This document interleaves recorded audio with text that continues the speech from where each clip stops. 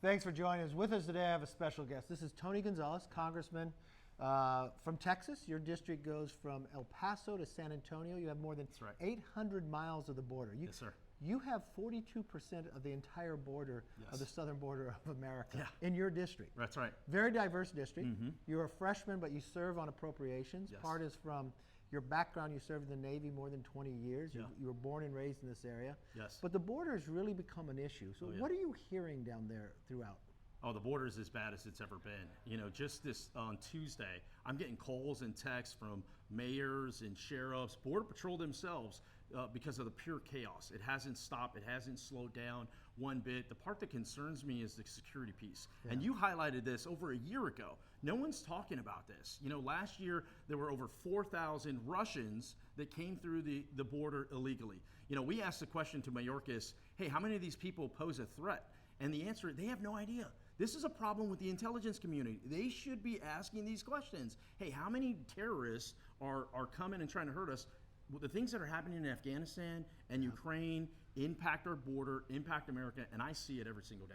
Well, they come from 160 other countries. It's just not in Latin America. Yes. And you have really led the charge because you've brought down more than 100 members. And I remember we went there more than a year ago. And that's where we discovered first from the border agents, just so overwhelming to them, but they're catching people on the terrorist watch list. That's right. From Yemen even. And on different days. So why are they coming? What are they up to? But the other thing, you're seeing the cartels. And the worst part here is the fentanyl. Oh, yeah. This is where it comes from. It comes from China through our border. And now it's the #1 cause of death for those between the ages of 18 and 40. But what are those communities? I mean, the schools are closing down on certain days. That's right.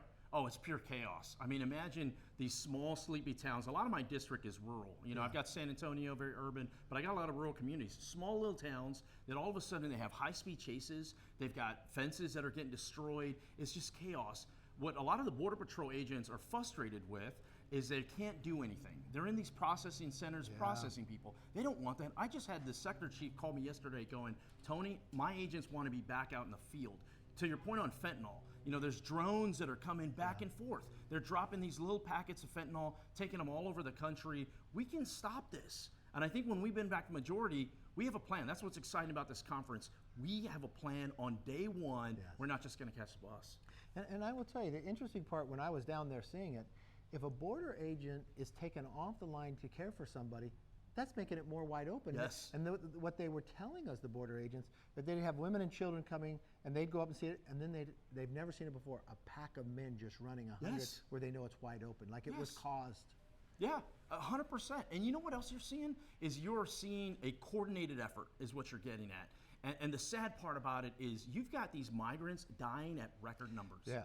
I mean, innocent children. Last week, there was a 4-year-old little girl that drowned in the river in Del Rio. I mean, it's just heartbreaking to see that. And this is happening every single week. It's just nonstop.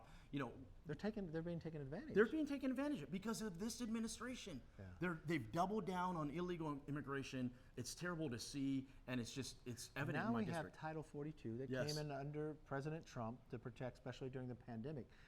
People are not being tested. Right. But President Biden's thinking of lifting that. What would happen along there that you see? You know what? One of the wins that I think our conference got that really isn't talked about is Title 42 was stayed around all through last year. I mean, they wanted to get rid of this back in February. Tell the viewers what Title 42 actually means. So Title 42, it's the last Band-Aid, if you will, and it allows Border Patrol agents to immediately expel somebody back to their country of origin that does not qualify for asylum. Basically, about 90% of people do not qualify for asylum. So right now in Eagle Pass, I'll go back to Eagle Pass because it's fresh in my mind.